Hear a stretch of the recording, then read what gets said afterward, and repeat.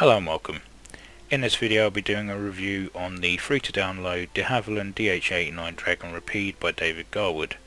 So if we quickly have a look what comes with it. It comes with a variety of liveries,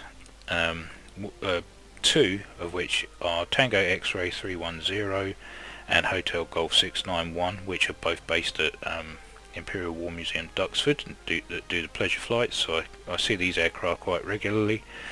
So it's nice to see them in there for selection.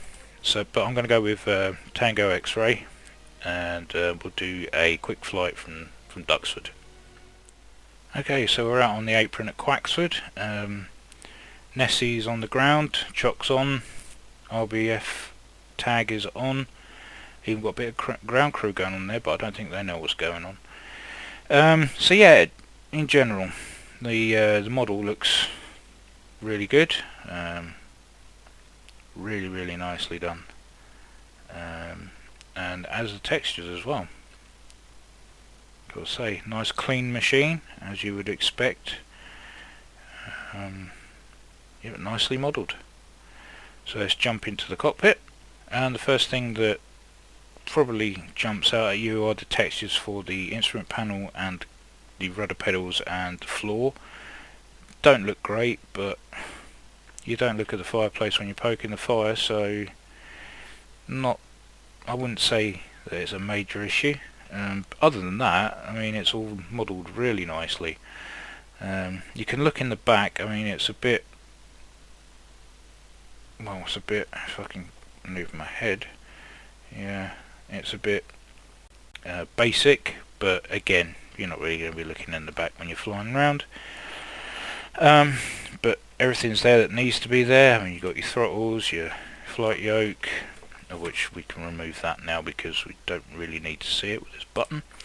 But yeah, I mean, everything's there that needs to be there. Turn slip indicator, obviously your speed meter, barometric altimeter, artificial horizon, vertical velocity indicator, magnetic compass, your trim wheels, throttles, mixture, that's your parking brake, flat handle down there, primer down here.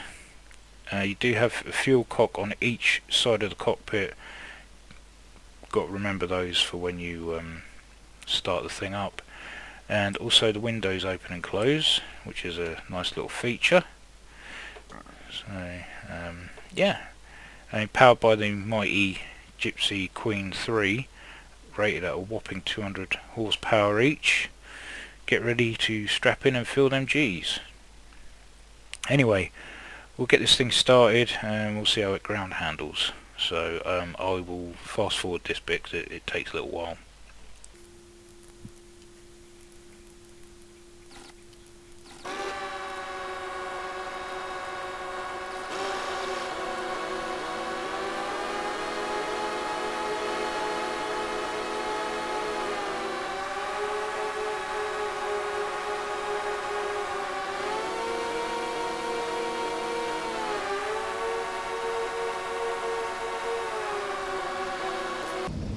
Okay, so we are ready to ground handle.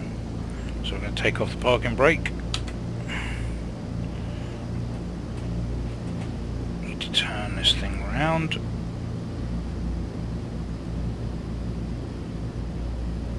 That was a bit quick. As you'd expect with any tail dragger, might be a little bit complicated as you've got, well, a nice big obstruction in the way of the nose. So you can do a nice little zigzag pattern, or you can just go with your intuition and just try and follow that yellow line. Or if you have a head tracker, you can just do this.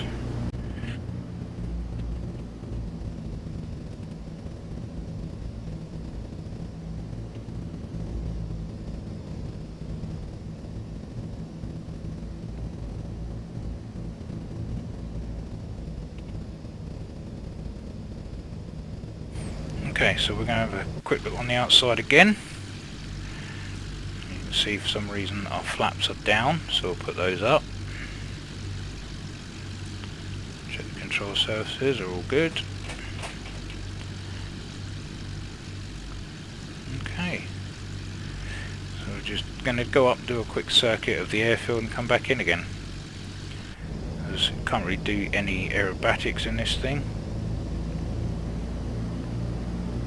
All lights are out, which is a good thing.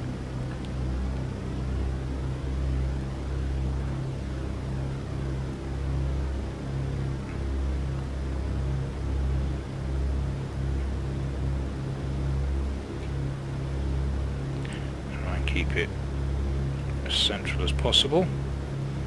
Takeoff speed is around about 95 miles an hour on here.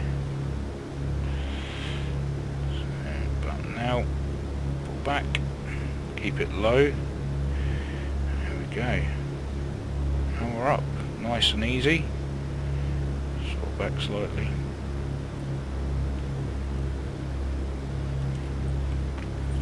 We can climb, trim out. Need a little bit of trim. There we go, nice. So yeah, ailerons feel a little bit heavy, but I think that's how it's meant to be. Using a little bit of rudder will help with the turns there. Pitch, obviously quite sensitive, depending on speed. The faster you go, the more sensitive that's going to be, or not if you're over speeding it. Yeah, I mean, yeah, it's a very nice flight model. Very stable, as you would expect from a light biplane like this.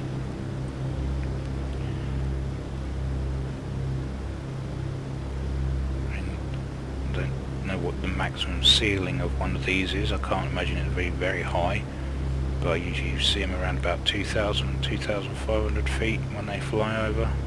So, I mean, these really are pretty much just built for leisure, so don't expect to set the world alight with it. But yeah, it's pretty cool. Obviously, with the being a biplane and being a lot of drag when the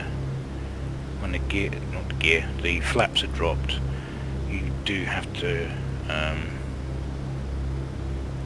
fly it in on power. You can't just glide it in. You just drop like a stone and crash. So power on, usually around about 85 mile an hour, about what I'm doing now actually. Just keep the power on until you get up pretty much near touchdown and throttle back and let it drop. I'll try and show that in a second. Just getting over the M11 now. Do a nice short finals. Start decelerating slightly now. Bring the RPMs back anyway. Put the gears to its first level.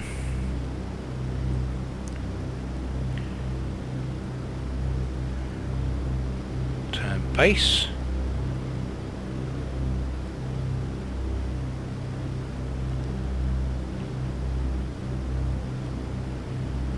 I think the touchdown speed for this is around about 75 miles an hour. So, yeah. Trust it to speed up when I want it to slow down. So throttle right back. But the thing to remember is not to let it glide for too long, because it will bite if you're not ready for it. So we're coming in on base, on finals. I'll drop the final bit of flap. Okay, that's like hitting a barn door. Okay, so flap's fully down. We're at 85 miles an hour. Just increase the RPM until you keep it, so you can keep it at 85 miles an hour. Don't let it slip. I know it seems like you probably feel like you're coming in a bit too quick, but I'm reading the manual. This is what it says, and I trust it completely because it does work. Okay, over the M11. Okay, so we can now slowly bring the throttle back, bring the nose up, try and get a 3-pointer if we can.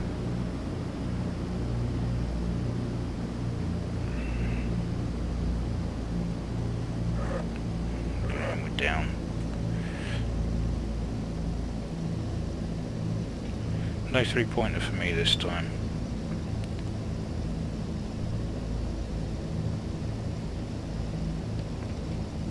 But yeah, that's the freeware DH89 by David Garwood. Link will be in the description. Thoroughly recommend it. If you can just overlook the textures, I know some people can be quite picky, but it's not the be-all and end-all of simming.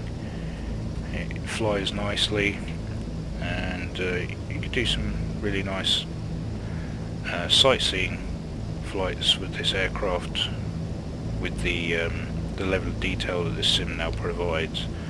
I think this would be a great aircraft for that.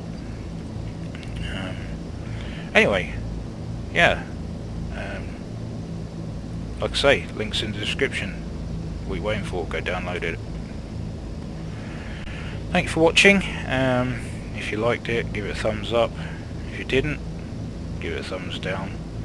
And if you're not subscribed, consider subscribing. I mean, I make plenty of videos. None of them are particularly of great